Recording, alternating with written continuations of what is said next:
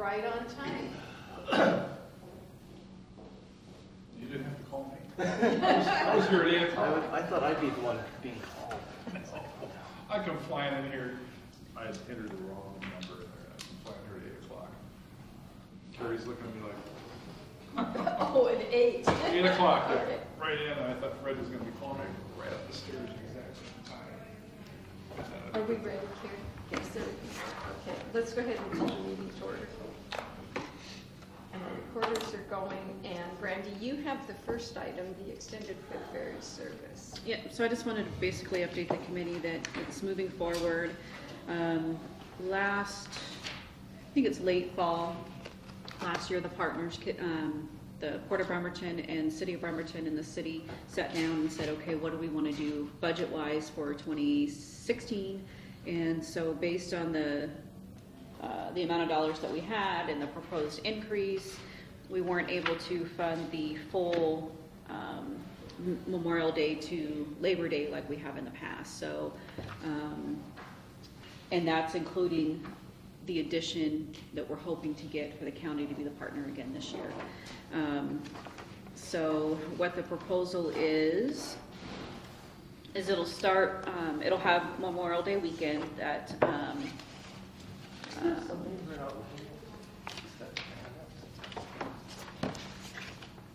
Yeah, did you get So I got in my box. Oh, really? Very special. No, there should have been a packet in your inbox. I didn't Pass get this it either. down. Yeah, thanks. There was one in my box, Carrie. What's going on? Then I'm gonna shut this off. I have another one for you too. so it'll be Saturday services, from 8 to 9 p.m. And then, we'll do that Memorial Day weekend, Is that what- Saturday, Sunday, Monday. 25th, is that 2 hours going till 10? Is that because it's Memorial Day weekend? That's June. Right. June That's not 25th. parade day. I think that is, what Yeah, day? that's the parade. That's the parade. Oh, the So we parade. do an extra hour there on that day. Okay. I was just curious Yeah. if one stood out. So you do Memorial Day weekend, and then the service won't pick back up until June, which is the parade weekend, June 25th, all the way to September 5th. And so far, I've sent the proposed contract to Kitsap Harbor Tours. He's requesting those times from Kitsap Transit. He was supposed to have a meeting, I think, middle of last week, so I'm just waiting to hear back that he's got approval for that. And then I did send the proposed contract to the partners, and the only one I've heard from is the Port of Bremerton, and they have agreed that everything looks good. So I'll follow up again this week with the county and City of Bremerton to see if they're still gonna participate. And the port. The port's already confirmed. Okay. Yeah, so they're good to go. And let's see. Did we ask the county for anything or no? We did, with the Okay. understanding that they're last Okay. in. So, and then I'm just waiting for the Bremerton to tell me, the numbers that I proposed on the spreadsheet does not include the beer festival. I'm just waiting to see, because I heard that they were changing it. Oh, So I'm waiting to get the dates from them on Why that. is the Bremerton contributes, City of Bremerton so little, they contribute the same that we do. Yeah, 2,500 according to this? that's Port of Bremerton. That's Port of Bremerton. Did Port I of just type it? Bremerton, Yeah. Port of Bremerton, yeah. Never mind. And quite honestly, the numbers don't necessarily support this extending till 9 on Saturdays. However, the Port of Bremerton, the City of Bremerton requested that we go till 9 because they're doing their rock the dock at Right. different hours. They changed it. Yeah. And so they wanted that. And I will also say during our fall meetings, the Port of Bremerton came to the meetings not wanting to participate. And they left with the agreement of, because we had modified the hours, and their end is 2,500. That was the agreement that They we wanted had. the Saturday night service because that's when their voters do their visiting, Right. and Sunday service did not benefit them at all, is what their But thoughts were. the City of Bremerton benefits from the Sunday service because of their farmers market. or our, Are they it's our still farmer's farmers market. market? Well, they were- I used don't to do know. Sunday, and now they're Thursdays. It used to be Saturdays, and then I think they switched it now to the middle of the week, but I don't know, I have to. At least in the back. past. Right, they had a Sunday past. market That's right what it up is. by the ferry terminal. But the city of Bremerton was very supportive of these hours and their commitment.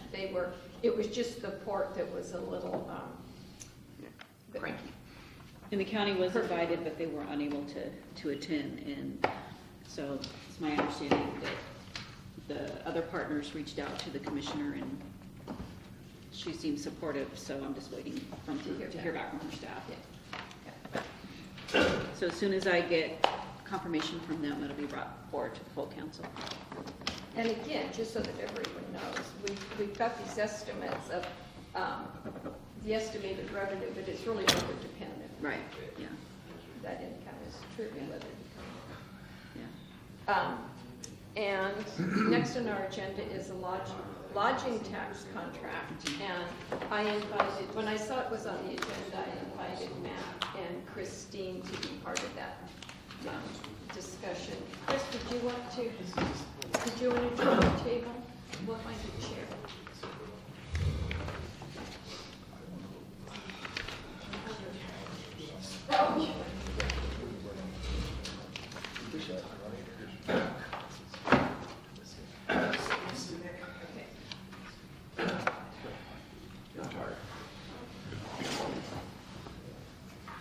Okay, and Brandy, this is your item again. Yeah, so, last year, the Lodging Tax Committee was tasked to, relook at the contract that was proposed by staff and the insurer and the legal counsel at the time. And, so this has gone back to the committee for their recommendation, as well as our previous legal counsel's recommendation. And then when we got our new legal counsel in January, this went before her, and again back to our insurer, just to confirm what the what portions should be in the contract. And then it was sent back to the Lodging Tax Committee for them to look at. And so I think most of everything were worked out, except for, there's I believe two things. One is the insurance provisions, and then the other one is I believe the work product. Workers' compensation coverage. Yeah, that's part of the insurance, and then the other one, I'm not quite sure if the work product is still satisfactory to the committee or not. That's the organization shall perform and produce any work product consistent with the services described. And I think before, that language had basically said that any work product that is reimbursed by the city will be owned by the city. And so that was taken out, I believe, and so what's left is basically they have to perform the duties provided on their application that's submitted to the Lodging Tax Committee. I have a question. Okay. Because I've read this a couple of times, and one of my questions is, this agreement is with the various organizations for the marketing piece of their event. It can also be for the execution of their event, I believe. Operations. So when we look at and maybe that's the piece in my mind I was missing, because again, when it talks about automobile coverage, I was wondering, did that have to include all of the volunteers or just the people that were working on the marketing piece? It's my understanding from our insurance agency is that they want any volunteer, any employee that is working or using those funds to have insurance coverage. Automobile insurance. Sorry, automobile. I don't think though if Chris is volunteering to the chamber, Chris doesn't have to have automobile coverage from the chamber. Chris needs to have automobile coverage. That's And Matt, the if piece. if Matt's working for the chamber, that he's truly an employee, I'm pretty sure that the chamber's covering Matt. In particular, his workman's compensation. A volunteer isn't gonna have that.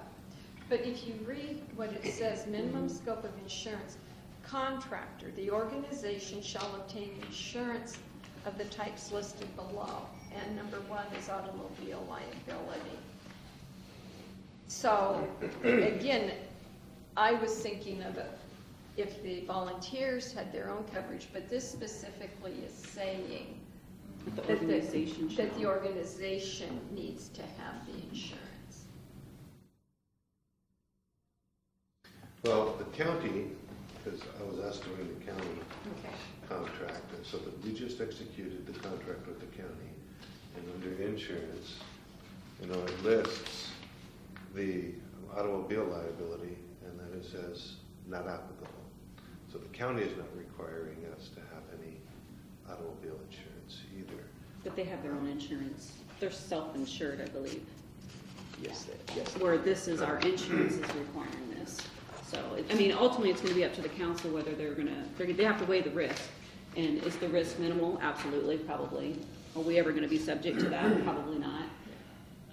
But this is what the legal counsel's agreeing with the insurance company, and I have to bring it forward to the council, and the council can strike that and remove it from the contract, but staff and legal counsel and our insurance will not. The Well, insurance company and the legal counsel will not remove it from the contract. We added it last year, up until this year, we had not had any Absolutely. automobile coverage. We do now. So The chamber. Oh, for you, oh, At the gotcha. chamber, I Yeah. had the chamber add the verbiage per last year's recommendation, owned, non-owned, insurance. So we're covered there. So it's not an issue for us. Right, but it will be for the others, I'm sure. It's the others that, and then wasn't there so the automobile was the, okay. Yeah, so automobile insurance, I don't know if it's a matter of having each individual be insured, or is not enough? I don't know that, most people don't have $1 million of insurance on their automobile coverage. And if individually the volunteers have to do that, Yeah. I don't know if there's volunteers left or not. So I think, in part, it's a question of, is it just the people that are performing the work? If it's all volunteers, the Sydney Museum of Arts is a 100% volunteer organization. How often are you driving an automobile, performing your volunteer work for that organization? For lodging tax reimbursement purposes. In reality. Not at all in reality, because what I'm doing is marketing. I'm sitting at my computer at home, sending stuff to newspapers and Facebook. Everything's and doing online. graphics. So It's not really- on this automobile insurance policy, if necessary to perform the duty, if you need a car, if you're out delivering phone books, with an add-on or a flyer door to door, I could see a need for that coverage. But if the tasks outlined in the agreement says you're not gonna be For the driving, events, I'm going to drive from home down to the waterfront for the Taste of Port Orchard, but Well, which we get reimbursed, POPSA gets reimbursed for. are you asking for mileage?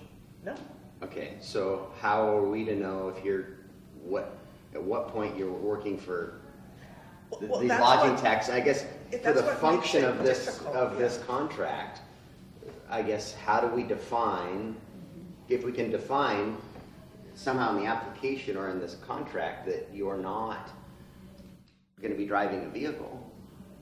well, I am never going to be driving a vehicle ever for anything where I am doing it on behalf of the city. I am never going to do that, because nothing that I do am I doing on behalf of the city. I'm doing it for Sydney, for POPSA. What's about some language? Should the duties require? let's just talk about this, because you Yeah. mentioned doing, because like for the Taste of Port Orchard, I am one of the volunteers. Mhm. And I will take the flyers and I will distribute them, and so will Bobby Stewart. but I will distribute a lot of mine in Bremerton. But I get on the whole foot fair and go over there. So my driving of the car is to pick up the posters and park it. You know, so at what point on that does that, would that trigger something?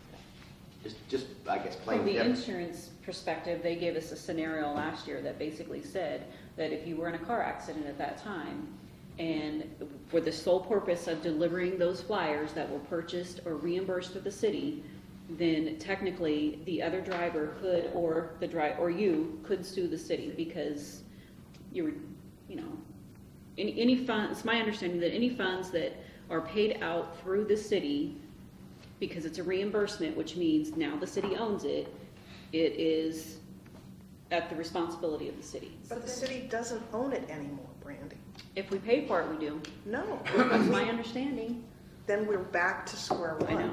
So here, But that was all moved from the here's my contract, workaround. so maybe it's not anymore. is a paragraph above this, should an auto be required to perform the duties outlined in your agreement, then the insurance is required. Then the insurance is required. Well, because we are, for POPSA, it's the Taste of Port Orchard, it's the Art But you're Walk. telling me that you're not going to use a car to But I am other not volunteers personally, are. but Clancy, when he was doing Taste of Port Orchard, would bring his hauler thing to haul Trailer, the tables it's called and trailer. chairs, thank you.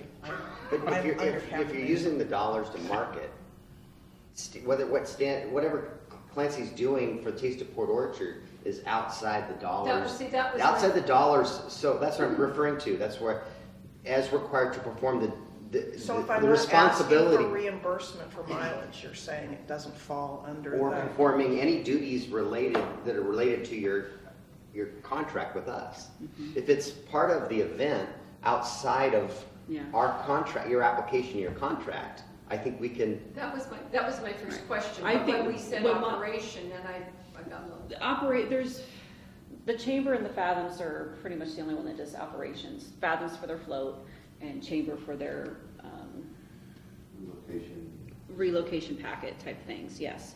And so in my mind, where it falls into play that you would need a vehicle is if you're delivering those brochures that were reimbursed by the city to create those brochures, that's where it would come into play. But if you're setting up the event, if you're, I don't know what else you would do with the event, but it's just gonna come down to those brochures. What are you doing with those brochures? And That's the most of brochures it. are the big dollar, because we could take out of Taste of Port Orchard, we could take any flyers and not have LTAC pay for them. or deliver them on your bicycle or walk or however, you know. Devise a waiver that they would sign.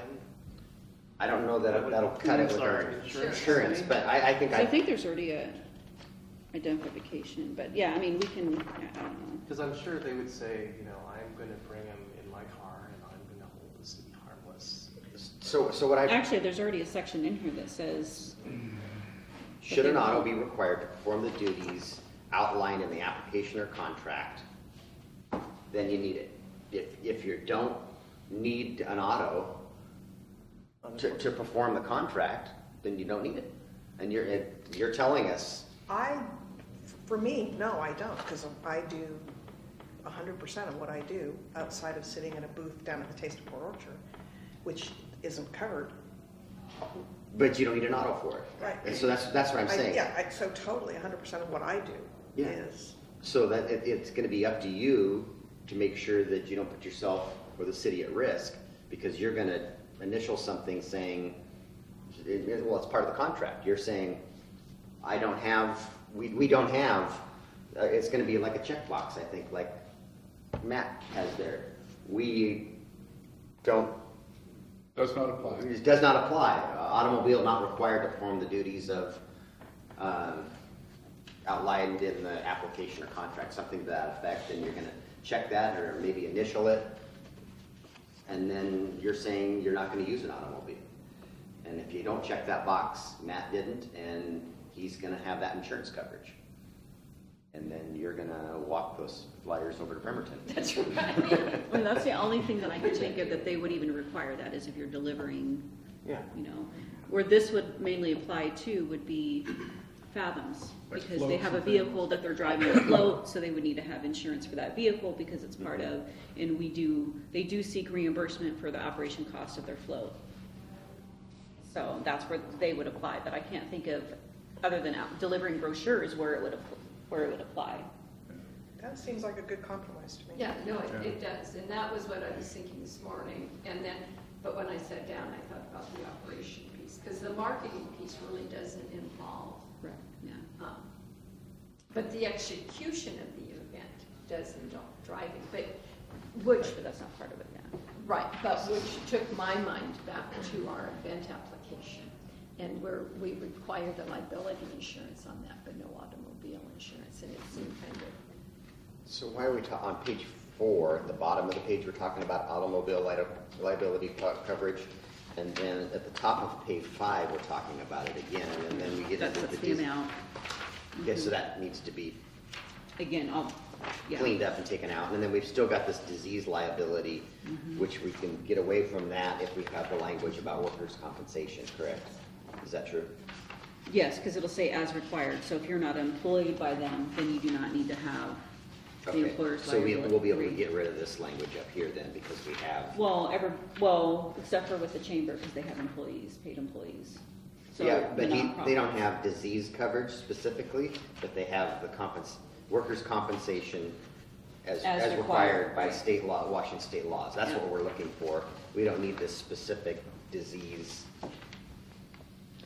paragraph, I don't believe. They want it in there But I thought you said on Friday that the attorney said that as long as the language was as required. as required. Which it you is. Don't need to have, it doesn't need to be called out separately on the contract. Well, it's only if it's applicable. So if it's applicable to you, then this is the limits that need to be set. If it's not, then there's no, But is the disease coverage required by Washington state law? No. it is not. Then it That's shouldn't be OSHA. required here. It's by, what did It's you say? OSHA. You're not saying we have to have OSHA required workers' comp. You're Yeah, I saying we think have to have this, workers' comp you need to get required by back with Sharon on Washington this law. one. Because this is federal, and I thought we'd gotten to the point where we were okay with, as long as we comply with Washington state laws.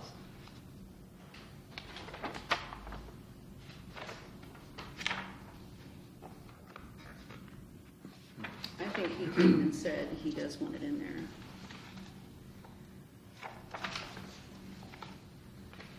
This email.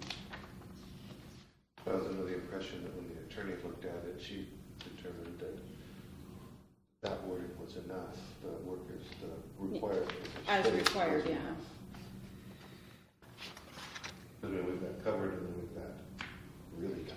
The issues about employer's liability, that is, if an employee of the marketing organization is injured and the injury is not covered under workers' comp, then that employee could sue the city of Port Orchard. Since the city hired the marketing organization and they did not ensure that the marketing organization provide a safe work environment, the reasons we recommend that you require the employer's liability is that Washington is a monopolistic state for workers' comp, and employer's liability is not covered under WSHA. Employer's liability is usually a Part 2 of the standard work compensation policy. Part 1 of the policy provides for workers' compensation insurance. This is basically a no-fault type of coverage. And an injured employee does not have to sue his employer if he is injured on the job in order to collect benefits. The WC insurance pays for medical expenses and lost wages. It does not pay for consequential damages such as pain and suffering, loss of consortium, etc. In Washington, employer's liability coverage is not part of our workers' comp system. Employer's liability coverage pays for other damages the employer may be found legally responsible for due to an employee's injury. These may include wrongful death, damage for care or loss of services, consequential injury to a spouse, child, etc. These would result from a lawsuit filed by the employee or a third party. Because workers' compensation is designed to be a no-fault type of insurance, it is usually very difficult for an employer to be found liable for these consequential damages. Generally, the employer would have to intentionally injured or employee to have or have forced the employee to perform a certain task that would almost certainly injure the employee. And then he says, I don't know where the black lung or mold entered the discussion. We recognize that the exposure is very little to an employer's liability claim, but we are trying to protect the city against the claim, which is not covered under WSHA, and the city is drug into the claim. So he recognizes that it's not required by the law, it's not recognized under WSHA, however, they're just trying to cover the But again, city's. we're going back to the fact that this is just the marketing element. Right. And it's not, their normal. I think as this comes before the council, we need to let council know that our insurance company recommends that we have this language. They can make a policy decision, or you can make a policy decision saying, we don't deem this necessary, the risk is minimal because we're doing marketing work. Right. The only outliers to this, I would say, is the two events. Is there risk when we're actually funding the operations of an event? I can see where Chris, working from her office. But then we also determined last week that volunteers, it doesn't apply to volunteers. Right. So for Fathoms and for, the only one that this applies to then is the chamber. Or anybody else who's employed. If in the event of, if in the process of placing the ad Right. in Destination Washington, You get a paper cut. you get a paper cut that turns into staff and, I mean, there's. Yeah. Loss of limbs. And then this is what the attorney said to us. She said, my understanding, and you can double check with AWC, is that the disease language applies to all employers, whether they are in a manufacturing or similar areas or not. Really, these employers should know what workers' compensation coverage they need to provide their employees.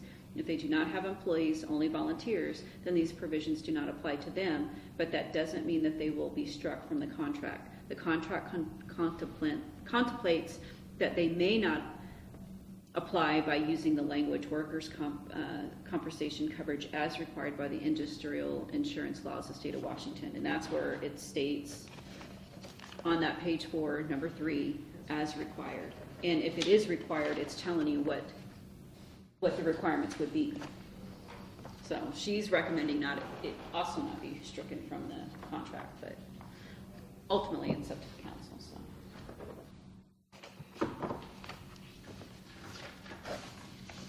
If the only reason it's required is because of this contract, is that then something we can get reimbursed for under LTAC?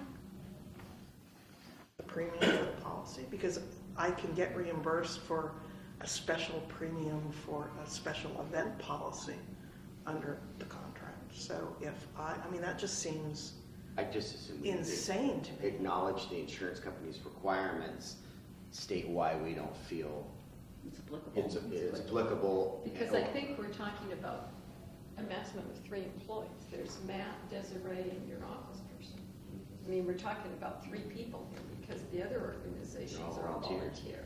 The way the county writes it is if the contract is over $50,000, that the contractor will also maintain employer liability coverage of a limit of not less than $1 million. Contractor will maintain workers' compensation insurance as required by Title 51 by the Code of Washington and will provide evidence of coverage to the county risk management. So all they're looking for, on workers' compensation and employer liability, if it's over $50,000, then they want employer liability coverage and Washington State industrial coverage. But they're requiring it. And we're requiring the Washington, we're requiring to comply with Washington insurance law, industrial laws. It's the OSHA aspect of it. Yeah, they're not even addressing the disease portion. Right. And I think we just need to recognize our insurance company says we should have it, and if we don't feel that there's And they did, any risk. I'm just relaying what the insurance company's telling me. So the other one is regarding nonprofits. So nonprofit organizations can and do get sued because of their actions of volunteers. In Washington, the Boy Scouts have paid out millions and millions of dollars due to the inappropriate actions of a few volunteer leaders. One of the potential risks in these of contract is what is called advertising injury. This can occur if copyright material is used without permission or if potentially liable or slander statements are made while advertising for the city. The most extreme liability, of course, is if an individual is molested by an employee or even a volunteer, and it has happened far too often. I realize this is not likely in for organizations that are promoting tourism, but it can happen. Furthermore, volunteers can be subject to discrimination, hostile work environment, and other lawsuits normally associated with employees, even if caused be volunteers. The fact that they are not receiving any compensation does not remove them from organizations' responsibility to have people treated appropriately or be financially responsible when illegal activities occur. There are reasons we feel it is in the city's of Port Orchard's best interest to require these contract organizations to have insurance. Well, that's the general liability Right. insurance, isn't it? Which everybody, I think. Which everyone has, which we all recognize, yeah. Yeah. I'm more concerned about that than black lung.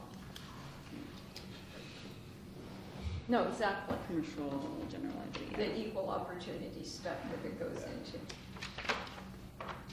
Okay, Fred or Clancy, did you have any comments on? No. So,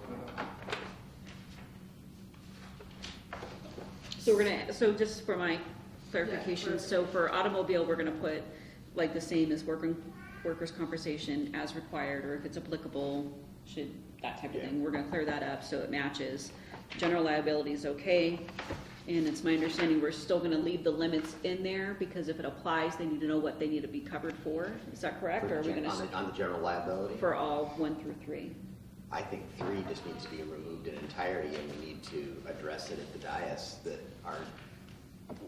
But we can remove it at the We dais can remove rather it than at the, okay, rather there you than the go. clerk bringing it forward. Because I think it's her responsibility to bring it forward as the attorney has Yeah, fair requested. enough. And then, Just put it in red, just like it is, that if that's this committee's recommendation, that you're I'll not. put it in this staff report, yeah, because it'll go the 26th, 27th at the end of the month.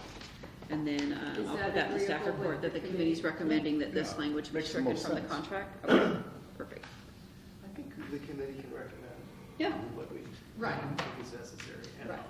I just wanted to make sure that we were in agreement on that. as I understand it, it just needs some cleaning up and interpretation, and the council can decide what level of risk. Okay. And then did I miss anything else in the contract from the committee? And you guys did see that they put the word "soul" back in there. Yeah, you saw that. Now, the other issue I've got now is based on your comment, is the work problem. I misspoke because I forgot that they took that out, and now it's just based on the organization shall perform the whole. Yeah, I misspoke. It just says it, because it says right here, they did change that whole work product out. It says the organization shall perform and produce any work product consistent with the services described in the lodging tax application. And it's my understanding there was twofold. One is that if you went, my understanding is that if you went and bought property with the money and the city reimbursed, technically the property is the city's.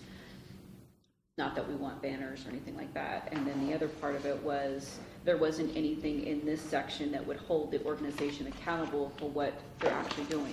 And so they did remove that part of it where we own the advertising. And so now it just basically says, hey, you're submitting an application saying this is what you're gonna be working on, and that's what we wanna hold the organization accountable for. You're gonna advertise for this, so that's where that comes into play. And I personally like that language because what I'm remembering at a work study is that we were told that the city didn't check any of the invoices to the actual request. And this is saying that the work that the city's reimbursing for is work that was included in the original contract in Exhibit A, which to me is a protection. I don't mind the language Yeah. as stated. What I was I forgot reacting about to that was part, yeah. Randy saying the city owned it even though it didn't say it in the contract. Yeah. But if that is not our understanding, then I'm fine. It's whatever the contract states, Yeah. which is Exhibit A. And I We forgot wanna- that We was want to removed, match yeah. Exhibit A to the invoices that we get, Right. so that we're paying for what we're supposed to be getting. Which Right. is perfectly reasonable. Yeah, yeah, which was a piece that was missing before, so I like that. And I forgot that was taken out prior to it going to the new legal Okay, then Brandy, you're the next one too, and that's the Fathoms Carnival displacement of parking. Yeah, so they were not able to get a displacement plan together. They did reach out to the owners of Kmart property. They were going to charge them $10 per vehicle. And so they just said it wasn't feasible for them to do that. The Carnival vendor needed to have an answer right then and there, so they decided not to have it this year, but they will look for other places next year. They, I know that the Kmart was one of the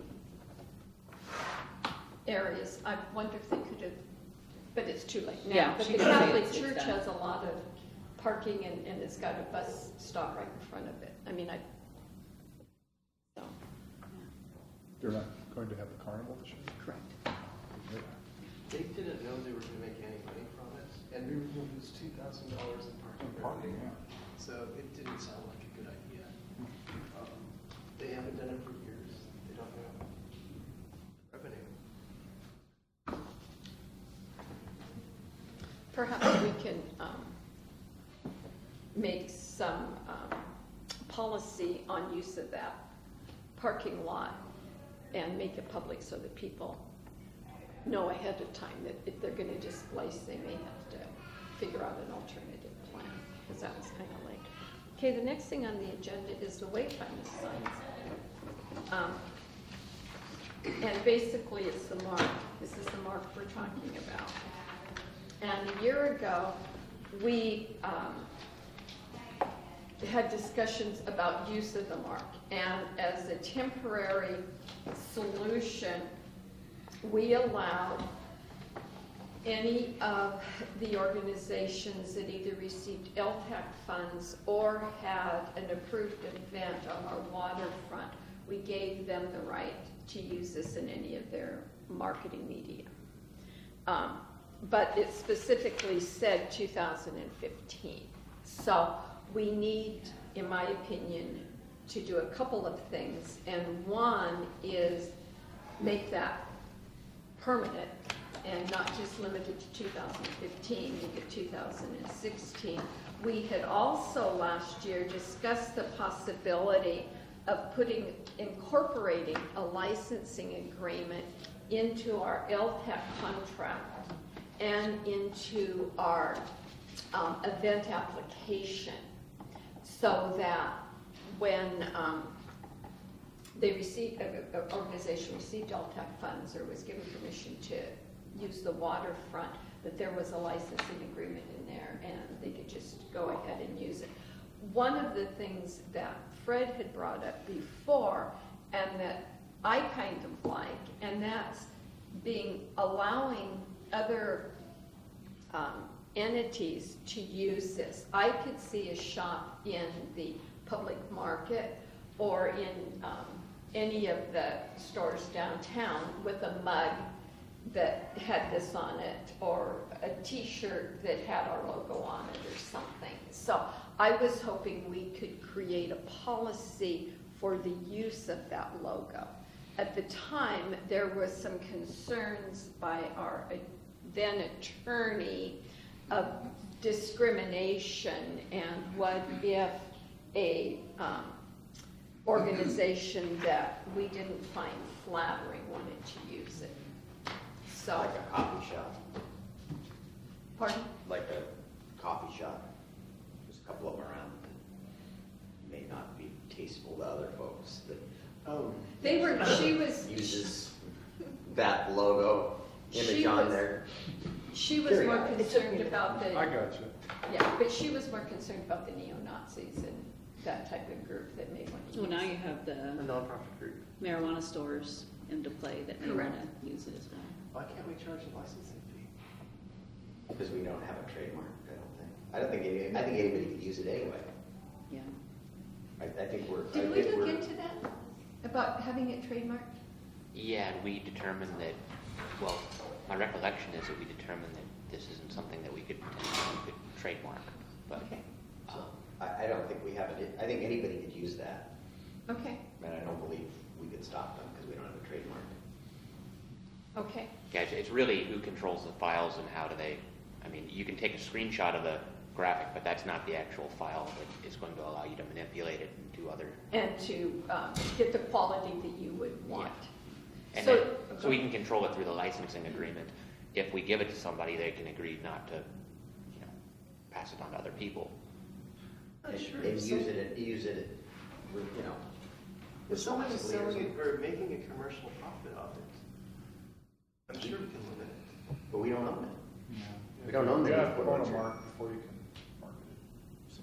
How's Bremerton handling their little bee logo? I have no idea.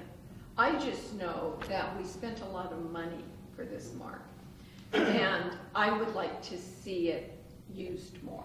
I would like to see it in ads. You want to see it on coffee mugs and on T-shirts. And I Outside. particularly want to see it in the Discover Kitsap ad that LTAC is paying for that's on the ferries.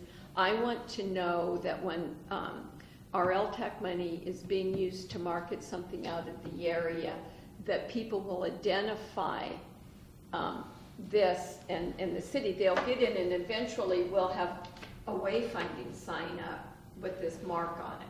And I want there to be consistency in all of that. An observation I had is on our our grant application to PSRC, down at the, at the bottom of the grant, of the package moving forward had all of the cities' logos, and ours was our picturist. Everybody else, it was Port of Bremerton or City of Bremerton with their B. Ours was a picture of City Hall, and if you weren't from Port Orchard, you're like, who's that?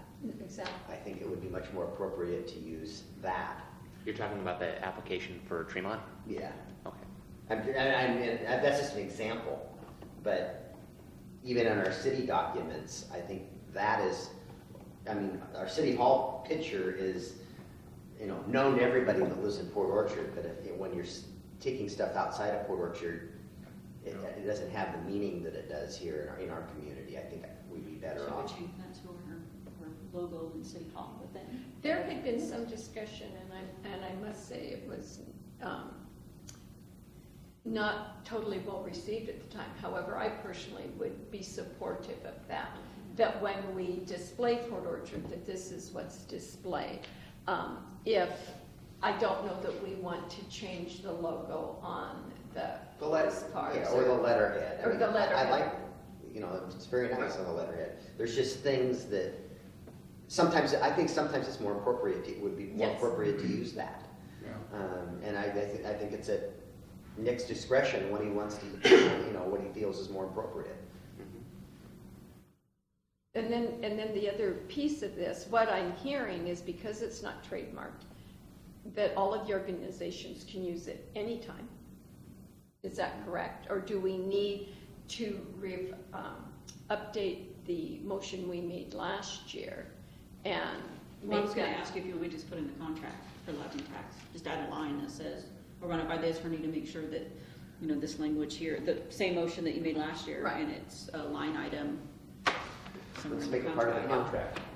To That's contact what us. that's So what. that'll cover lodging tax, but it won't cover, but it won't cover, and then we can add it to the public event application. I found out that we were missing something else, which now I can't remember what it was, but we were gonna add that to the public event But do we think we need a media- license agreement? Or Well- just a statement that they can use it?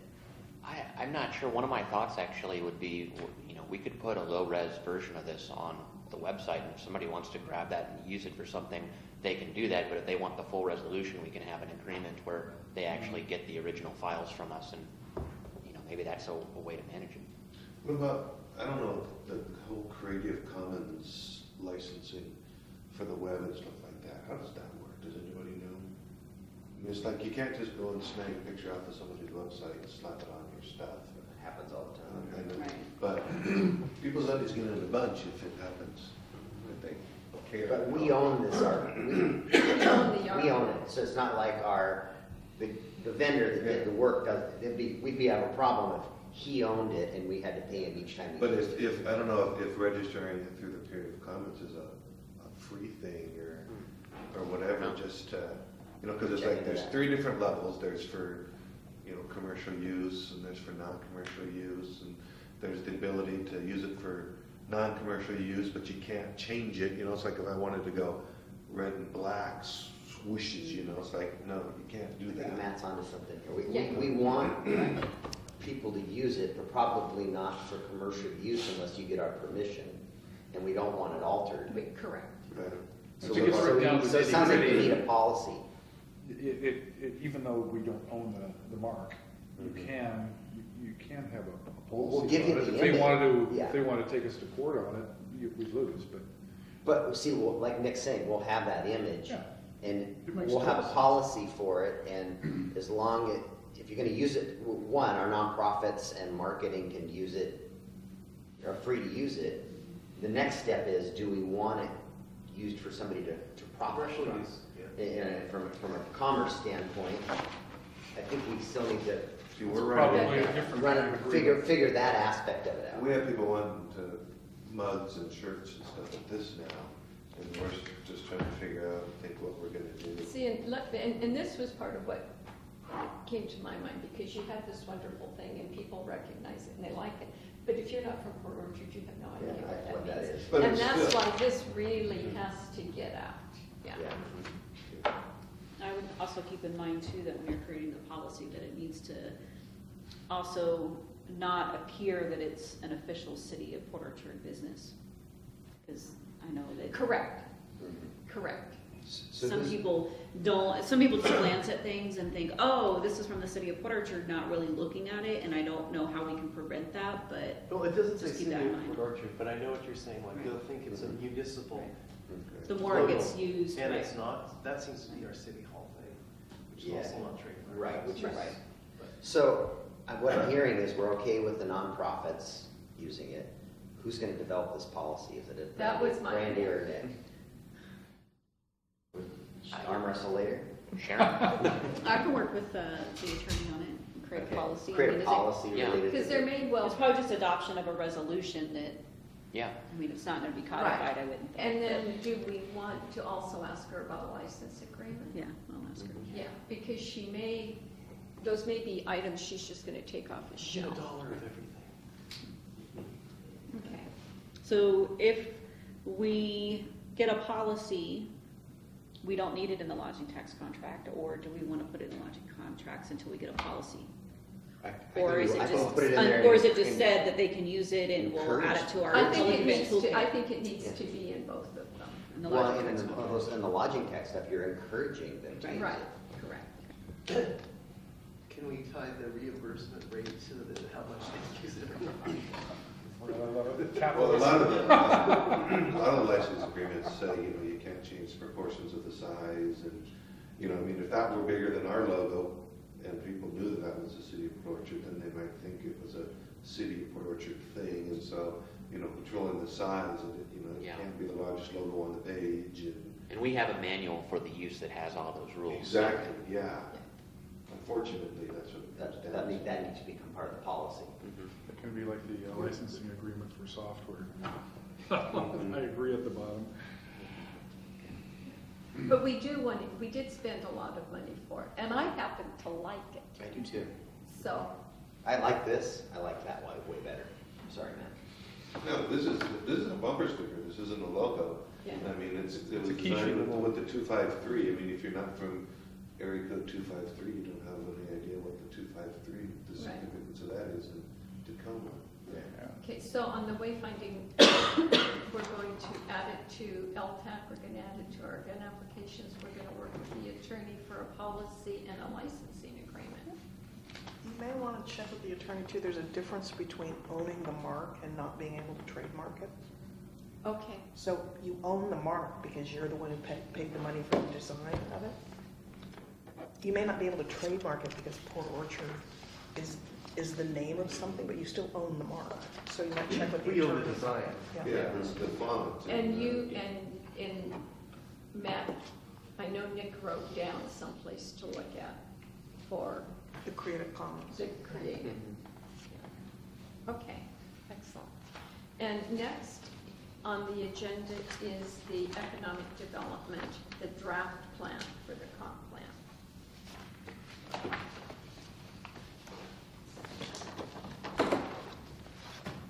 And this was requested to be By brought me. back. Yeah. Yeah. So we have provided the most recent draft, and just to let everybody know where we're at in the process, May 3rd, the entire comp plan will go forward to the Planning Commission for a public hearing. It'll go to the City Council for May work study for preliminary review. So at this point, we have a very short amount of time before we issue a SEPA decision on the draft comp plan, and before we get the documents ready for the Planning Commission meeting. But if there are any last-minute concerns, questions, corrections, there's still an opportunity to make those. Okay. Is this revised version online? Not yet. It will be within, as soon as A we couple issue days. SEPA, whichever version we issue our determination on through the State Environmental Policy Act, that'll be online and that'll go to the Planning Commission. Did everybody have a chance to look at it? No. Okay, I have some comments. And I realize that the first section is just an introduction. But in the last bullet point, it says honor and value Port Orchard's unique maritime past by preserving the downtown historic district. And I just wanted to make sure, what my note was, what does that mean? And it's not a big deal, I just, what did that mean? Under 6.2.2 population, That is a concern, because I don't know that isn't really what we want to be. that was kind of where I People was. trying to, And I think that carried over from. No, a lot of the It things. did. that- You're a lot right. of- Legacy. it's legacy. Correct. Several things I'm going to bring up are legacy issues. The last bullet point. No, on the Just drop population. Oh, I haven't heard yet. Okay. I mean, you could even stop honor and value Port Orchard's unique, Maritime past. I have, period. yeah. Because I do think the maritime is important, Mhm. but I'm not sure preserving our downtown historic district as it is Yeah. is Feasible. Is a goal. And then Carrie, I'm sorry, but I am a numbers person. But when we get to 6.2.2 population, and I'm sure you probably didn't even look at this, but it says the Kitsap Countywide Planning Policy, yada, yada, yada, in an amount to an increase of 7,048. I think it's 8,235.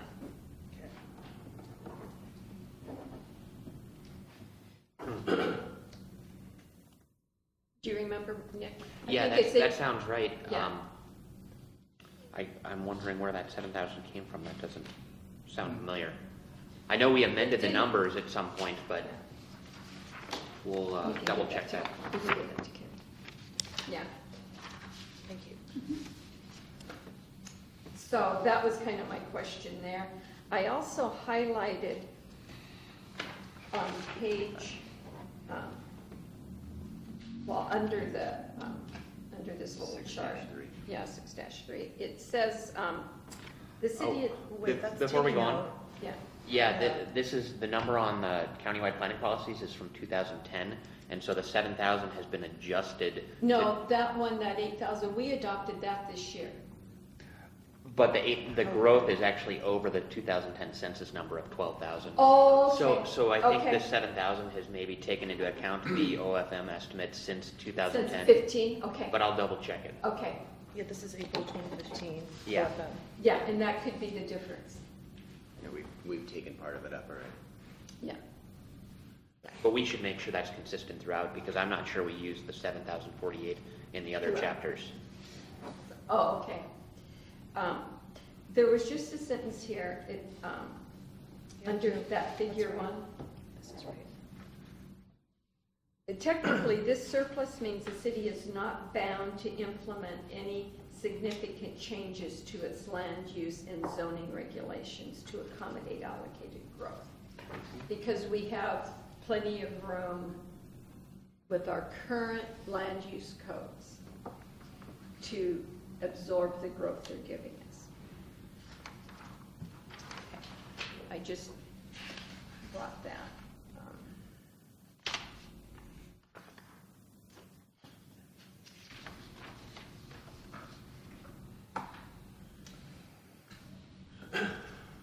when we go over to 6.2.5 businesses, and this is just, I think, more of a political thing. In the second paragraph, Port Orchard is also home to several business clusters. There are a number of healthcare facilities along Tremont Corridor that include the Harrison Medical Center and assisted living facilities. I would just add group health in there because I think they're a major employer and I think they're a major medical provider, and I wouldn't want to leave them out. And I don't know if Harrison's correct anymore. I think Yeah, it's it's not CHI or something like that, or, Why don't we just? How about medical centers and not being order including medical centers? because I Right, can change Harrison. Yeah. And then that encompasses both the organizations that are there. Yeah.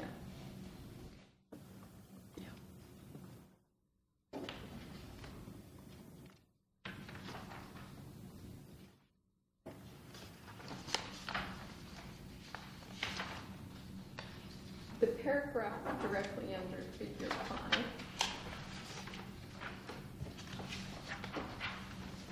I think this is a legacy paragraph, but it says the city's sales tax rate is 2.2%.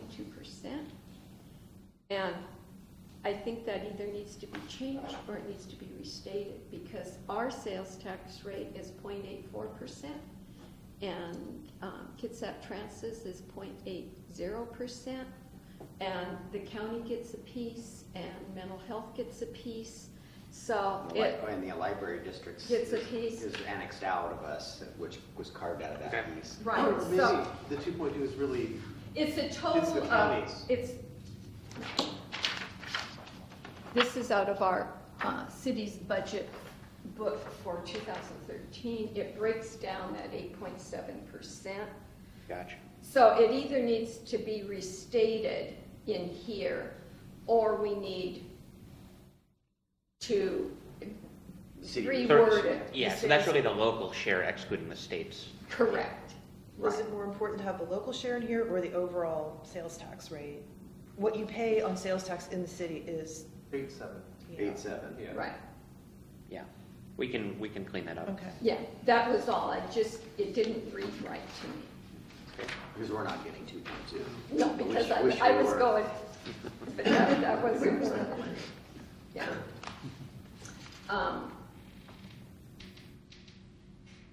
Okay, that annual property tax rate is, anyway, it was just a little different. When we go to goals and policies, and again, most of this is legacy stuff or just stuff that needs to be cleaned up. If you read policy ED1, the city shall provide, maintain an adequate inventory. So the Which city one? should either provide or it should maintain. We don't need two verbs Yeah. there.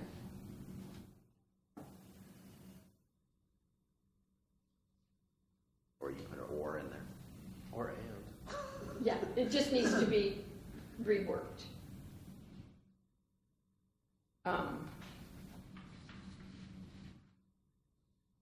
If we go down to policy ED5, and this was just a question I was bringing up. It says the city shall mixed-use centers. So that wording needs to change a little bit too. Promote. At any rate, it says the city shall mixed-use centers of local importance where job opportunities and diverse mix of retail and office space activities are concentrated. Okay, the language needs to be changed a little bit, but I had a question for Nick, and I know that you've talked about, we have one commercial zone right now, Mhm. and you've talked about expanding that Yeah. and making more than one commercial zone. And when we had one of the work study sessions and the county was here, Kristen was telling us that the county is no longer going to use mixed use as a zone, and they're going to change mixed use is to an element allowed within a zone. And because mixed use was not being utilized. And I was wondering if we were going to think about doing anything like that. We are, and mixed use is allowed in our commercial zone now, but it's also allowed in a standalone mixed use zone. But what I'm envisioning, and we talked about this at the land use committee, I believe, and also the council study session and retreat, but we have solicited a scope of work for doing some design guideline work that's going to be create actually a list of standards that you meet or don't meet when you develop property. And part of that analysis is going to be looking at all of our different commercial corridors and figuring out what are the characteristics of those corridors. And I think the design guidelines are almost going to shape what our commercial zones are based on how far things are from the street, and what sort of the pedestrian automobile interface is for each of those areas. And I would envision that we're going to create several commercial zones, and all of them will allow mixed use.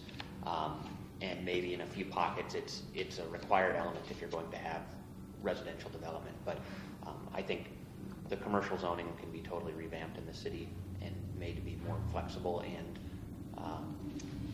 usable, I guess. Do we want to incorporate that in this comp plan?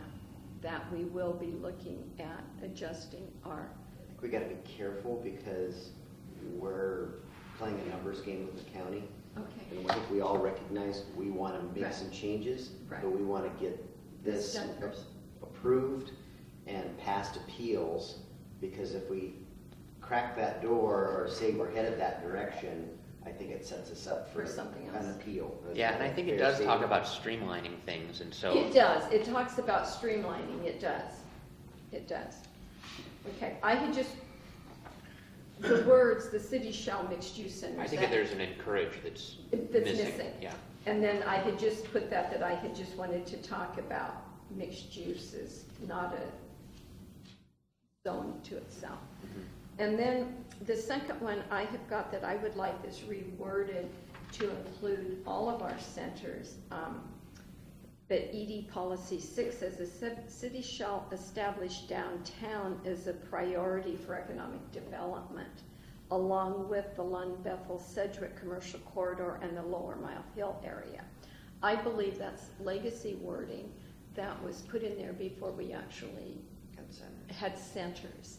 And so I was for my own personal point of view, I don't know that we should give one center priority over another in the comp plan. And I may not, I may be the only one, I may be singular in that. I also think that where we're actually seeing potential development is outside of the downtown corridor. And I want to make sure we address the corridors where we're actually seeing activity. So is there a way we can, if there's an agreement? I think, yeah, you would want to change that to say the city shall prioritize economic development in local centers and leave it at Not that. name them. Yeah. Is everyone okay? I would rather name them all though. They are named in a different element. Okay. Yeah, they're all listed in the land use zone. Also, we're not referring as one Bethel Sedgwick anymore. Correct. No. Correct. Again, I think this was just a legacy statement. I think if we reference centers, that shall establish centers as a priority for economic development, period. And then, If that works.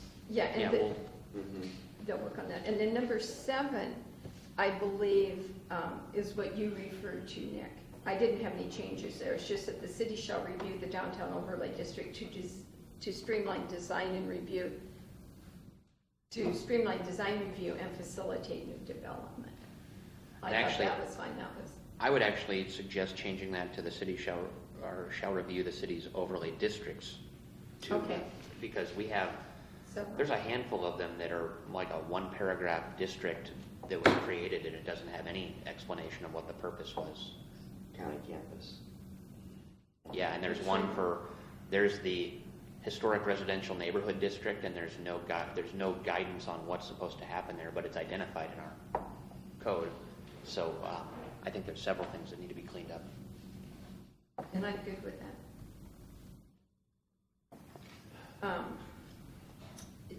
Policy number 9 it says the city shall design and implement a citywide wayfinding system. And we've already designed it, Mhm. so we probably want to change those words. How about implement rapidly? Yeah. Rapidly implement. And when we turn the page over, on number 11, it says the city shall improve economic competitiveness by developing incentives for business growth, expansion, and relocation through changes to land use code. And I believe that maybe we changed this already and I'm changing it back, but do we want to put anything in there about tax incentives? Because I believe the mayor's been working on some tax incentives. Mhm. Well, Although that hasn't been for, Other that's been for incentives. residential, right, the abatement? Is that what No, we're the talking- incentives I'm referring to are for downtown or for industrial park to promote business development, whether it's creation of jobs or creation of affordable housing, would be criteria that would, for reasons wanting to give an incentive. Right. So I just wondered if we wanted to just have the word tax in there. have the word tax incentives in there too. But are there incentives other than tax That's incentives? what you're my thinking question of? was, that we would eliminate those. Is there a reference that we can put in there that would, They are taxes, they are Name- taxes. Are they only tax incentives? Well, is that it's, it? Are there any Is that- other I think there's a menu of things we could, I think we should be broad.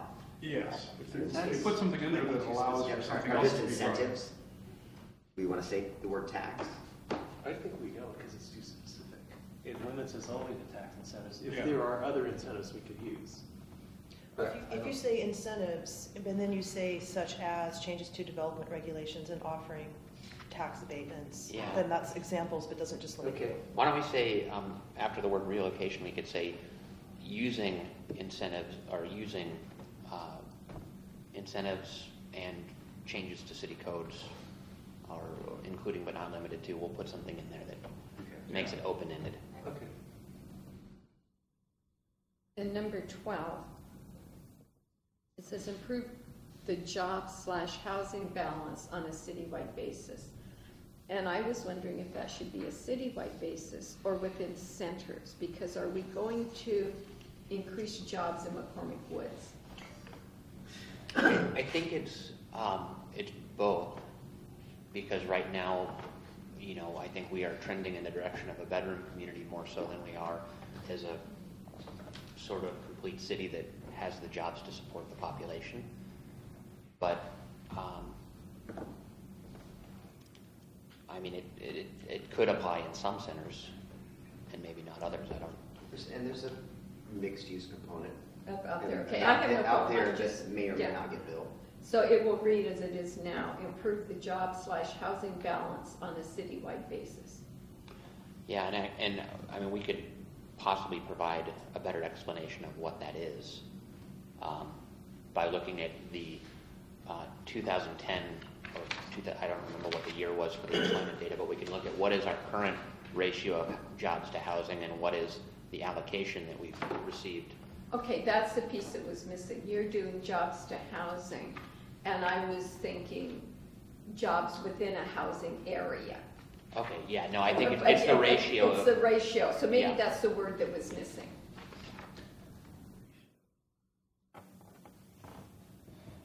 Improve the jobs to house. Housing ratio on a citywide basis, yeah, that, Ratio balance. You're thinking Yeah. of Mini Mart in McCormick Woods? well, I was just wondering what we were gonna Gas do up station? there, yeah. I mean, it was just, Services. A Merrimack gas station? yeah.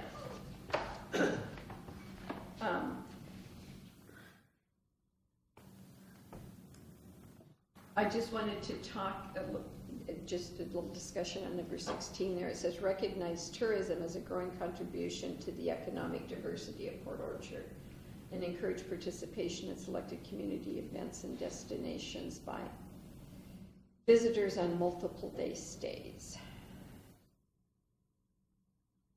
We want the second sentence even. Yeah. Yeah, we have 117 beds in Port Orchard. Unless we promote Airbnb. Recognize tourism as a growing contribution to the economic diversity of Port Orchard, period. and not going farther. Recognize and encourage tourism. Yeah, there we go, recognize and encourage. Yeah. And then do we, the rest of it.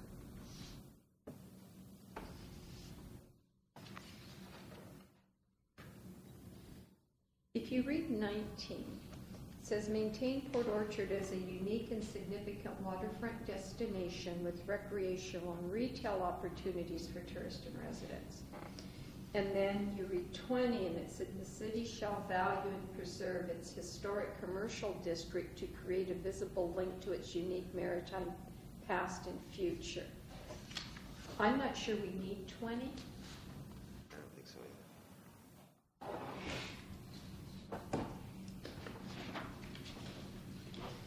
I mean, to me, it was said in 19.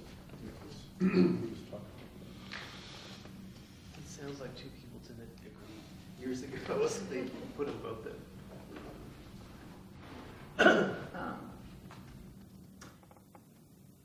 The next one, the next goal talks about basically healthy living opportunities, and I think it is primarily an agricultural thing, but it says the city shall, under 23, the city shall ensure its land use code permits urban agriculture and community gardens, and shall identify public properties that could be used for such purposes. Is that even on the radar? Is that community gardens or what? Is that Roosters in downtown? I have friends that have roosters and chickens in West Did you Seattle. hear the one we had? Such a hell. I just wondered if the period should go 2 after this morning, he gardens. started at 2 this morning. Okay. The mayor can hear it. And my question is that something we're actually Yeah. going to do? Yeah, I think it's unrealistic that we're going to identify those locations in this planning period. I mean, So I think just that- put a period I think after making sure that our gardens. code allows it is easy to do. Right. Yeah, just take out the identified properties. Public properties. Yeah. And again, I just questioned on the next ones are just kind of how do we do this? 24 says encourage the continuation and expansion of the Port Orchard Farmers Market into a year-round event and identify other sites around the city that could be used for additional farmers markets. I think we built it in the public market space down there. It's, how do we ensure its success? It's, Well, and it says, yeah, into a year-round event, and I'm thinking once we annex this southern part of Bethel, we'll get Colello's, you know, and that Pops guy in the past has been out in front of Farmer George's. But I just didn't know, this is a policy in our thing, and do we want to leave it there? Do we want to reword it? Are we happy with it? Just one that I read and highlighted. I don't think that one's harmful to have in there And because no. we're only encouraging. Right. And then the next one says support the local food economy and its capacity to grow, process, and distribute food within Port Orchard and through the South Kitsap area, and promote local restaurants and food retailers to buy and sell local products. I don't know how we do that. By weaving this in. Yeah, and the question, and my other question here was how? How do we do that? And if you read 26, the one below it, it says link local food products to a local distribution network. Explore economic development opportunities related to local agriculture and assess and plan for community-supported agricultural programs. Yeah, I don't remember. This may have been something that came from the health department. This is all legacy stuff, Oh, okay. I know we met with the health department and they had some things that you wanted in. food issues that they had requested, but if it's coming from there, that's fine, but Right. this legacy language, how do we implement that? yeah. That's my question on all of this is how. In Bremerton, there was a group trying to get a co-op going. You know, potentially maybe we need to update the language to reference that local co-op that's trying to get off the ground. Right, because they were at the public market the other day.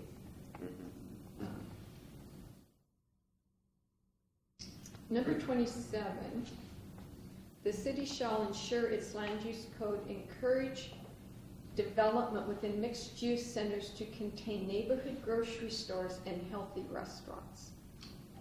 Now, I want you to also read 20A, and it said the city shall prioritize pedestrian, bicycle, and transit facility improvements that connect grocery stores, healthcare facilities, and general commercial centers with surrounding residential areas. See, I think it's all said in 28, but I also didn't know, because 27 to me didn't, to me you can't have a grocery store in every center, but we should be able to provide public transportation or easy connection. Yeah. And I didn't know that we allowed unhealthy restaurants to function in Portland. So the city shall encourage in its land use code development within mixed-use centers to contain neighborhood grocery stores. I think it should probably say that, you know, grocery stores should be an allowed use in centers. And it could be, we could, in one district like McCormick, I mean, if we revise the development regulations, it may limit it to like a very small store as opposed to a mega store. But maybe the regulation should just facilitate the construction of stores where the market exists for that use.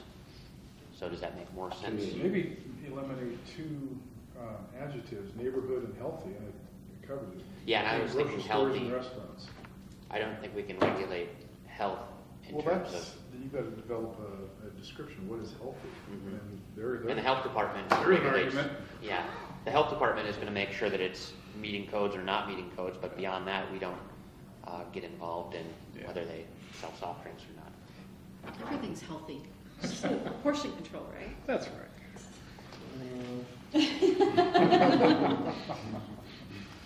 No, not so much. There's that too, though.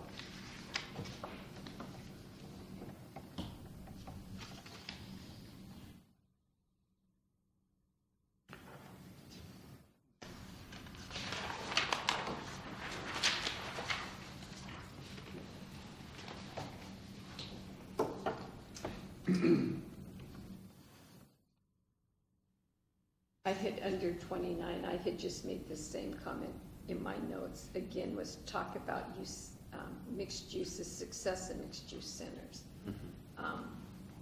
But we'll take care of that in the future. And if we go all the way down to 37, if we could look at 35, it says the city shall encourage solid waste reduction by both residents and businesses. Should. Yeah, we should. Shall we though? Yeah, Is it should, shall, or should? I think should. should.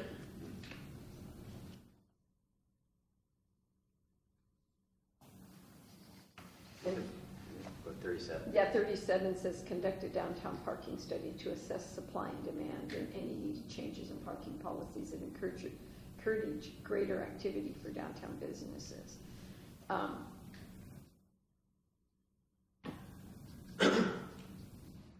I don't think I want to read out loud what my note was on that.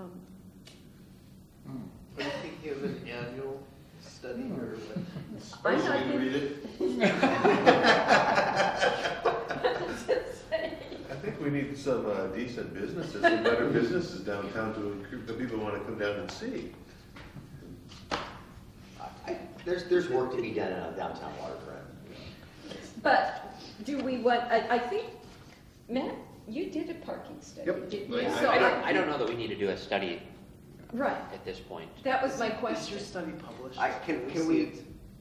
I want this goal in here, but Tell us on that. differently. It's, Maybe it's just monitor parking supply. well, it's, we want to, I think we want to reduce commuter parking on the waterfront. At least I do. Reduce long-term parking. Long-term parking, yeah. Well, I think the kicker is that, and somebody posted it on Facebook this weekend, that there's that there is parking, we need better signage directing. It's coming. Because if they drive through downtown and both sides of Sydney or Bay Street are full, I'm out of here. You know, but it's like right around the corner, there's all kinds of parking. And there is, 60 days out. yeah, almost 1,000 parking spots between the lighthouse and our office, okay?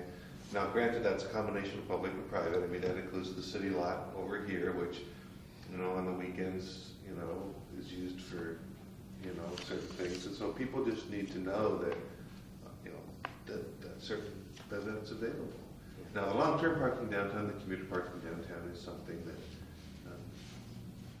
It's in the works. We've already got it out. Right. Yeah. But this policy says conduct a downtown parking We don't need a study. study. We just No. need to work towards removing long-term We parking. need to reword that policy. Okay. Like implement or something, the next step. And then on 39, the next page, I just wanted, my comment is this the most current? It says encourage the provision of high-speed internet service citywide, including deployment of fiber optics infrastructure. And I'm going, is that the most current technology? I mean, I don't know. That's what, Yeah. it needs to reference current technology. Well, we've got somebody wanting to do this, but we don't seem to want to be able to support it. So if we're gonna, if we're encouraging this, why aren't we supporting it? Yeah. Well, we do say we support it in the utilities element. Actually, we have a couple of policies dealing with putting in cable and fiber optic and coordinating with new development. And, you know, when you're putting new undergrounding in, you provide that for the franchises at that time. But we could make sure that that's consistent. you know, the Banyan Telecom, his biggest challenge is finding locations to put his, So if this is one of our goals, why aren't we, you know, if he can find locations. yeah, why aren't we helping this?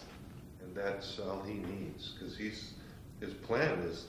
It's free Wi-Fi downtown. It's funding Yeah, he's itself. the one that's buying it from the PUD, right? Mhm. He's a, Now, there's a commercial aspect to it, that he's gonna sell ads on it, but it's free Wi-Fi to the community, How would we help him? allowing signage. We can let him put an antenna on City Hall or something like that. Yeah, that's the big kicker, is that he's got blind spots. Right now, he's got blind spots where, like, it doesn't work in my office, but if you're 2 blocks over, it does. And so, you know, We're getting into the weeds here, but I Yeah. think we need to change our mindset I think as a council. Her point is good, is like, is that the latest technology? it's fiber optic. Because he's going to wireless, he's almost Mhm. skipping. Or it's, yes, I just thought that needed to reflect the most current technology. And including the latest Just current technology. Or the latest.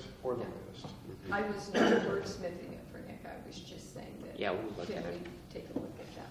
And that's what I had. We went through my list. Did anyone else have a list? Well, maybe 42 will be taken care of in about 2 weeks. Yeah, but we still, yeah. Those last 3 were put on after a discussion Nick and I had last year on this element. Because at that time, we didn't say anything about providing educational facilities or encouraging medical facilities. Because I'm of the belief those are the first things that people look at before they move in. You know, what are the schools like for my kids, and is their health care? Yeah, And we need to schools make, is always on. yeah, we need to make sure that we address those. Is there anything else? Okay. So you'll make those and then go to the May 3rd Yep. Planning Commission? Yeah, we'll highlight the changes for the planning commission and bring those forward. Okay, and after it all goes to them, it comes to us in a work study in May, and then I'm assuming approval in June? We're aiming for the first meeting in June, and that way if we get hung up on something, we have another meeting to make corrections, and potentially the work study if need be. Okay. So, and with that said, I would encourage you, we'll be sending out a notice once these documents are all online, and please start studying those ahead of time and letting us know of any questions or concerns so that we can get in front of those as much as possible. And if you just provide me a statement when you're ready to have it published, we'll push it through social media. Facebook page. Next on our agenda is an item I put on outreach to primary employers in Port Orchard. Was it a week ago? Or probably 2 weeks ago, because I played last week. We went to the KEDA meeting, the KEDA luncheon, and one of my takeaways from the KEDA luncheon was it seemed like many of the electeds and many of the people in that room had a fairly intimate relationship with the business community. And I was thinking we should do that. And then some of us went to the PSRC annual meeting and were on the ferry together and chatted about what would that look like? How would we develop a close relationship or a relationship with some of our primary employers. And so anyway, so I was just bringing that forward as a discussion point. Does this committee want to talk about that, look into it, come back with ideas? I'm actively doing it. I knew that, see, the mayor is doing that. The mayor is actively doing that. And The problem is from an industry standpoint, we have few primary employers Right. from that criteria. Our industrial park really has two. I mean, there's 3 businesses, but two of them are owned by one person, the Flaherty's. I've been out a couple times to the Flaherty's. Yeah. I mean, I got a relationship with them. I know Mark Sparks, dropped by last week with, he's Omahandra. They were spring break, and so they were gone. So I've been out there. Our other major employers are really government. I mean, it's Yeah, but- Kitsap County, it's Right. fire district, Right. school district. it's also Kitsap Bank, it's also, Been there. yeah, no, and I know you have. And my Titus, I've question, met with Titus. right, and you're doing an excellent job in that. And my question is there some way that we want to recognize them? Is there some way that we want to make the council more aware of who they are? I mean, is there anything we want to do with that? And it's just an item for Why don't we discussion. have a local version of the KEDA dinner? Mhm. Or an event like that, that they can How are you handle. gonna pay for that? Well, That becomes issue, doesn't it? well, what if, we can work on something, we can work with you on something like that, put something like that together, a South Kitsap stakeholders meeting or something like that, luncheon, where it is a targeted, a targeted versus a thing, because, we get a lot of the people that you're talking about, the school district people, the fire department people at our luncheons and stuff like that.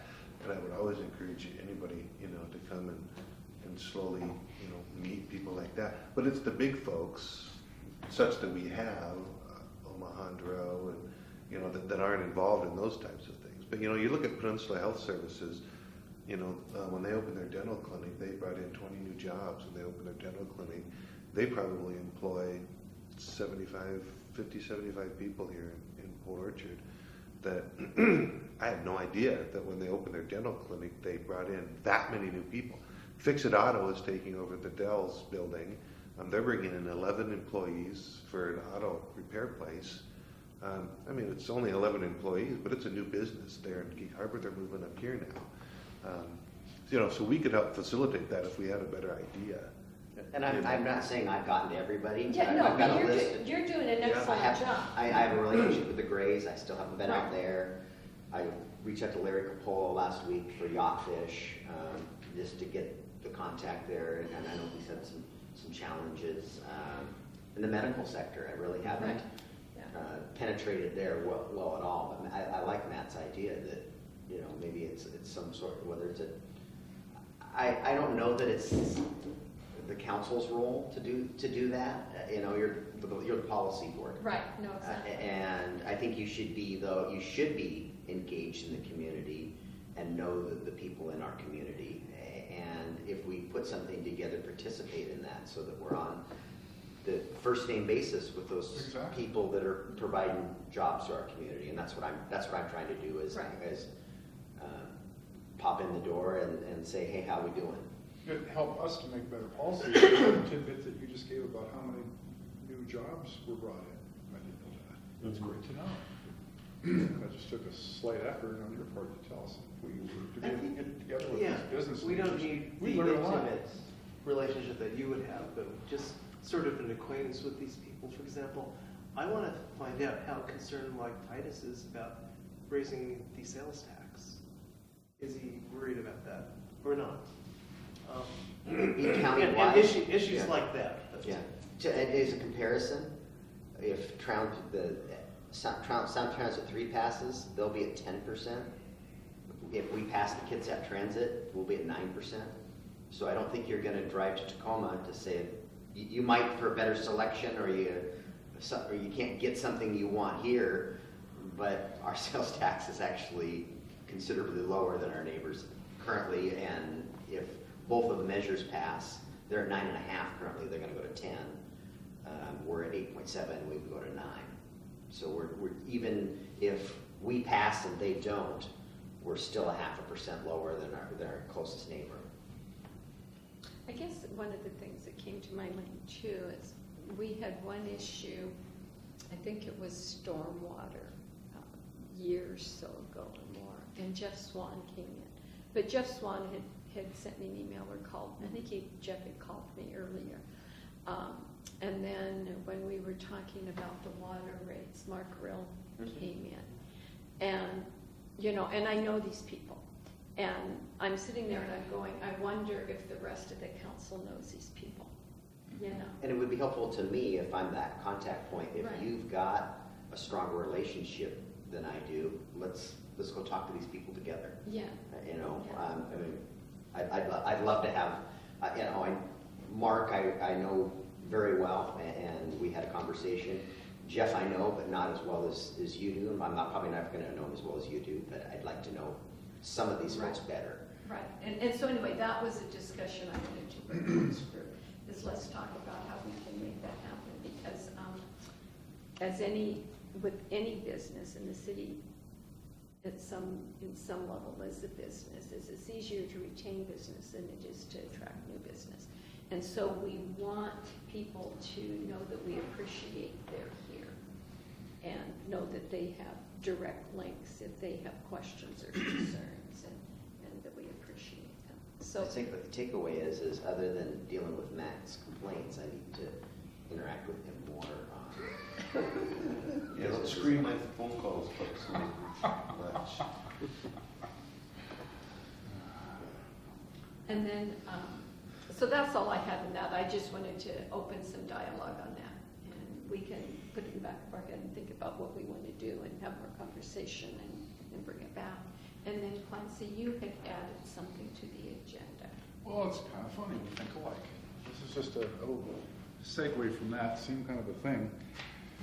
When I was a kid, I was raised in Montana, and we moved from Great Falls to Helena. And I remember, and it was only a few years ago when I was a kid, I remember that one of the things that you got when you moved into town was a visit from the welcome wagon. And it wasn't representing the city, but they brought coupons and they had all kinds of things, and it was a great introduction to the town when you moved there. And it just seemed to me that when we talked about, when we're all campaigning, that we want to be open for business, Orchard wants to be open for business. One of the ways that we could do that is to be able to welcome new businesses. As representative of the city, just acknowledge that they're there, the city is welcoming you, and bring something with you. And that could be a list of all the business organizations and contact information, POBSA, Chamber of Commerce, anything else applicable, and just welcome them to the city. Nothing more, nothing less. And that would, I just remember that stuck with me all these years.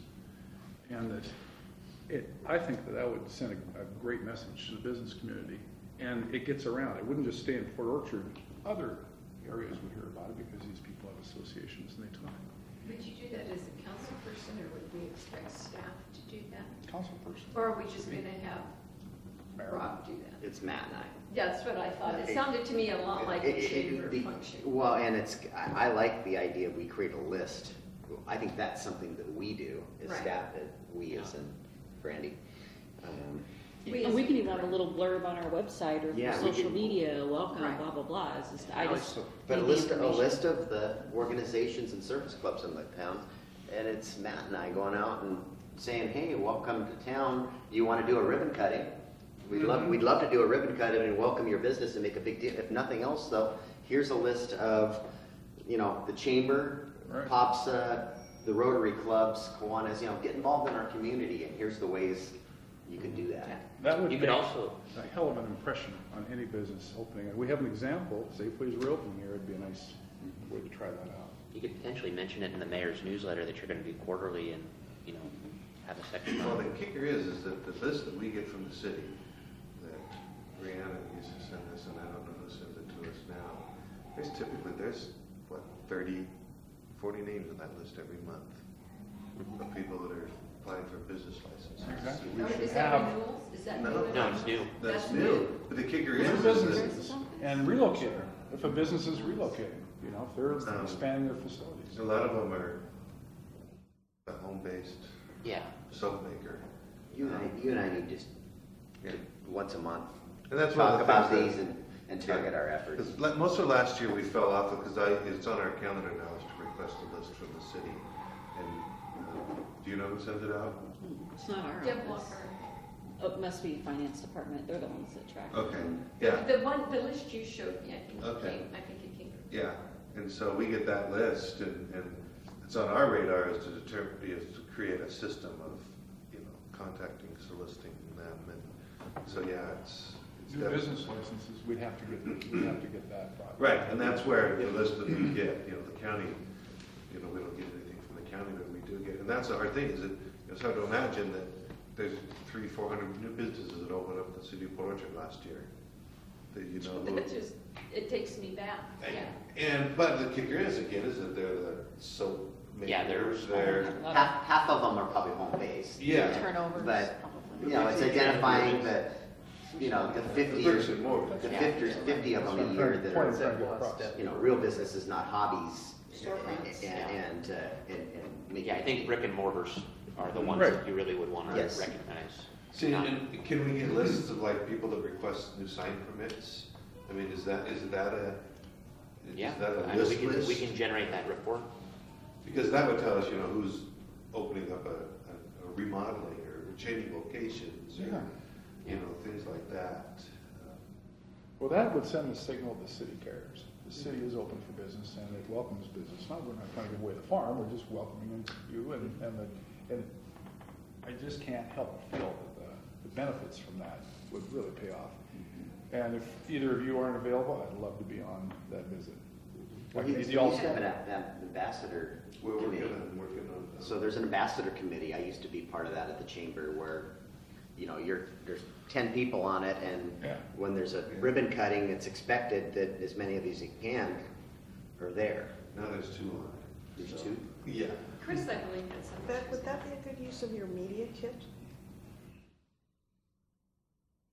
As Kit? part of Oh. as part of The the giveaway? toolkit or what's the media? We- The tourism As part kits. of, the materials Yeah. that are given out? It's similar, Mhm, it's similar. mhm. Yeah. Yeah. Because there's a lot of information in that It's toolkit. the kit that they put together. I don't know that it was ever finalized, but it's the kit that says, here's the service organizations, here's the caterers, here's how you get a Right, permit that's, for use we call it the downtown. toolkit, and it's on the Full website information. right now. Does it have its own little bug? Yes. Because to me, it needed its own little bug up there. But it might be a good, I don't think that's a cheap piece to produce though, overall. I mean, if we do it in color, it's, what's it, Oh. 25 pages? No, we No. would just, we would Reference. just have to give them the reference to the, It'd just be just a right. just as piece of part of the information, Right. references. Yes.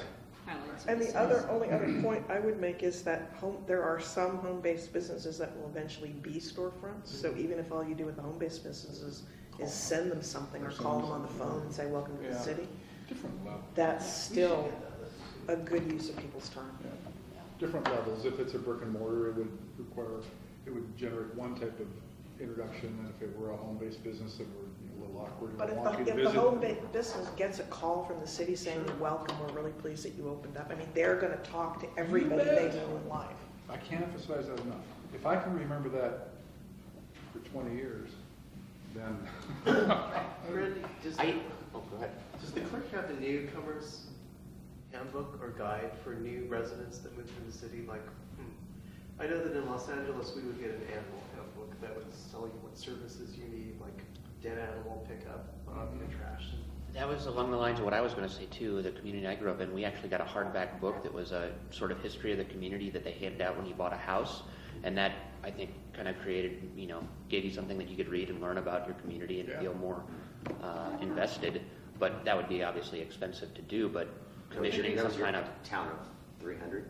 no, this is 25,000 or so. But So we could do half a Big size. city. yeah, but every time you bought a house, you got a big hardback book. Well, And you and remember that's the that. type of thing that, it's up to the council or the mayor what they want to hand out to people that come in. And, you have different administrations of what that is. And I know during the Coppola administration, when we annexed, there was a paper packet, and he went out to the new businesses, and he did encourage the ribbon cuttings. And that was what the Coppola administration did. And then you have the Mathis administration, and what his perception of was handing out, the city pen logos, the keychains, those type of things. And so maybe this administration is developed some sort of book. You use those funds that were from, and create those, and, maybe, is it gonna be a state of art, glued bound book? No, but it could be a, I don't know what this, It a could be on home the web. bind bound book with, a PDF. color on the front page and a color or two in the middle with the map, and that's what we give them, and that can probably 90% be done in-house. It's free on the web, and it's $10 for a hard copy. Hmm? We'll charge by page. It We'll put sounds free on the like, web. yeah.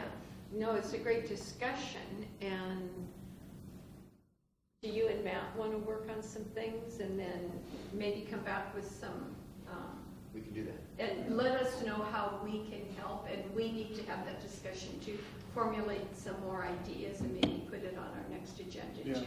I want to see the Keep general that. I mean, I consensus, and I think it's a good effort. Some Yeah. stuff together too. Yeah. Some ideas. So we've got some lists that we can work off of. We want to create a document, a welcome document.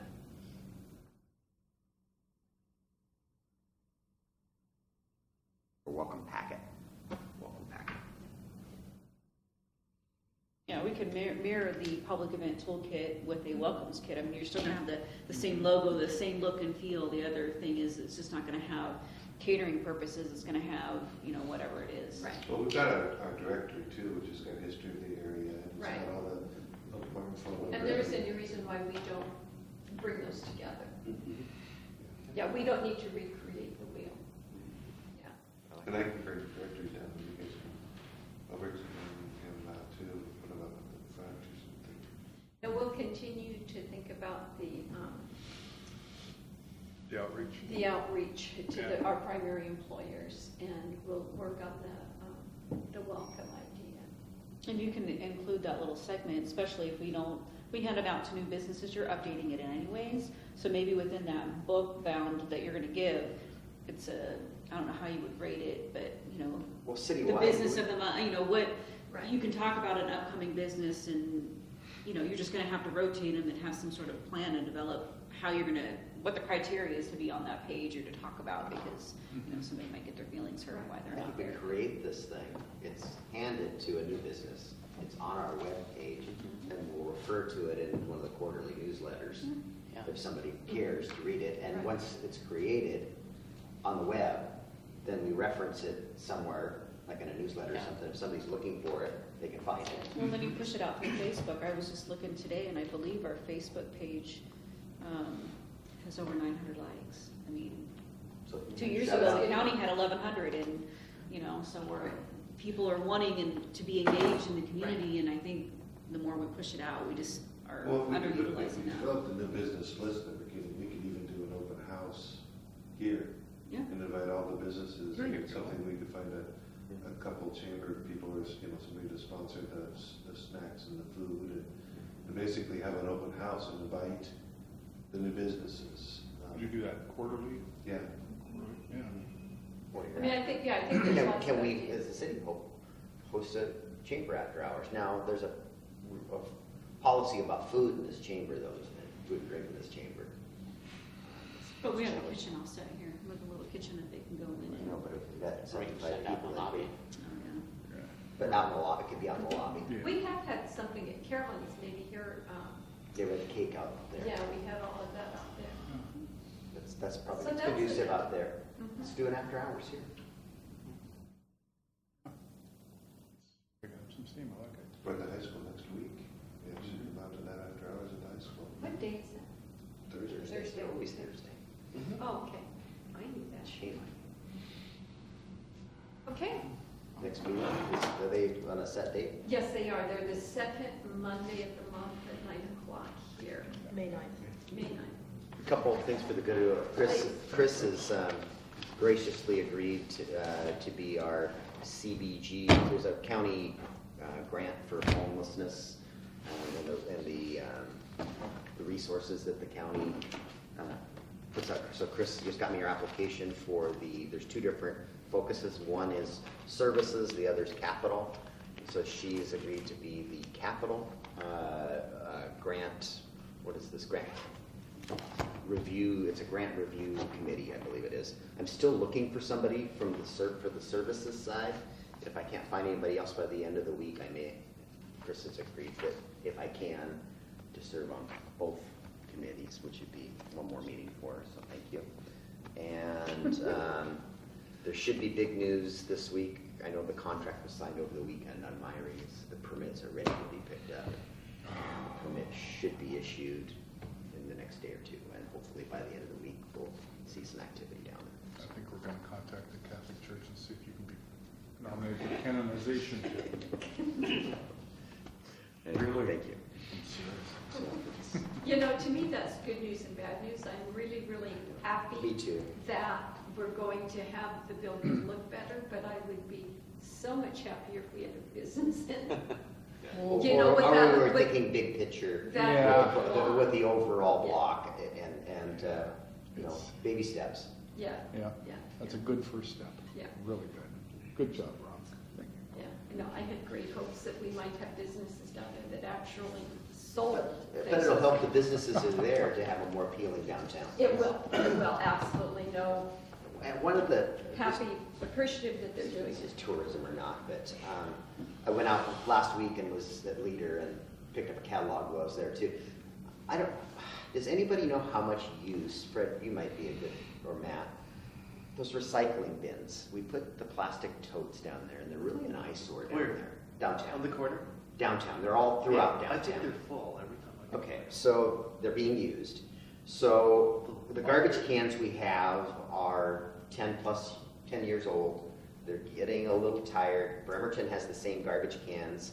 They're getting theirs cleaned and sandblasted and repowder coated.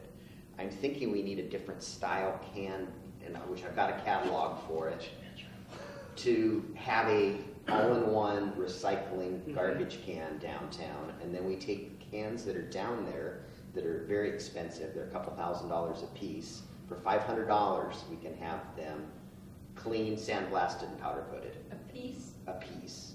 It's expensive, and some of them are starting to rust, and if we don't, another 5-7 years, they probably won't be They're gone. we wouldn't be able to do this process, but I think it's one of the things I'm going to put into the budget, I think, next year. I just want to kind of float that out there, that I think we need different garbage cans if we want to promote recycling downtown.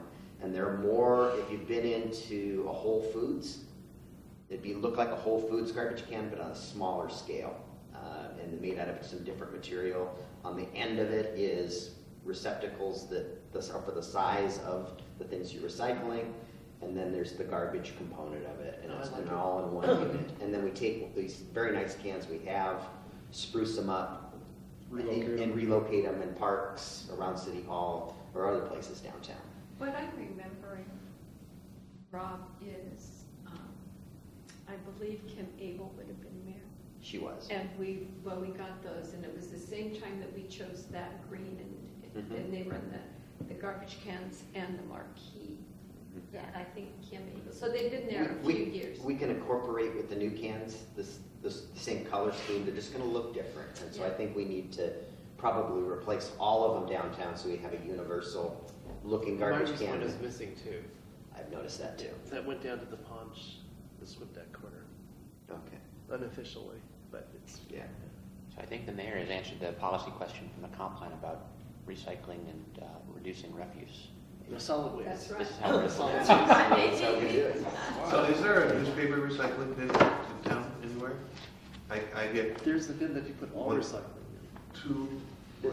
It's mixed recycling, any of the No, but I bins. mean, I get people that call me that say, I got a stack of newspapers, I need to, There used to be a Get rid of couple, them and- Kiwanis used to have a big one that you could recycle in. yeah, I heard there There, was wasn't there one up, There was There's not one one at up the at mall or South Safeway? Kitsap Mall, and there was Right. one in that empty space as you come into town on Bay Street on the right. that's right, Jenkins. It's a good question, I don't know. I don't think it's I there. think anybody, I mean, they can go in any mixed-use container. And your other choice is I to mean- go out to the, They can't get picked up from your home with regular Yeah. recycling? yeah. Goes into recycling. yeah, and I don't know why these people don't have. Well, they don't live in the Service. city because you're provided that bin as a city resident, That must so they're be- not yeah. city residents. And they don't wanna And go the- out to Olalla, they don't wanna go out to the airport, Yeah. so they want someplace So, else to dump their stuff. Annex into the city and we can help you out. Yeah, maybe As long as you're in a commercial zone and you create sales tax. Yes. Please fill out this form. Is there anything else for the good of the order? Orders. Okay, thank you very much. Thanks for your tolerance as we went through that. What's one way? Economic. Already something in the archives about- We need to get on each other's calendars once in a while. They're already allowed. As that ancillary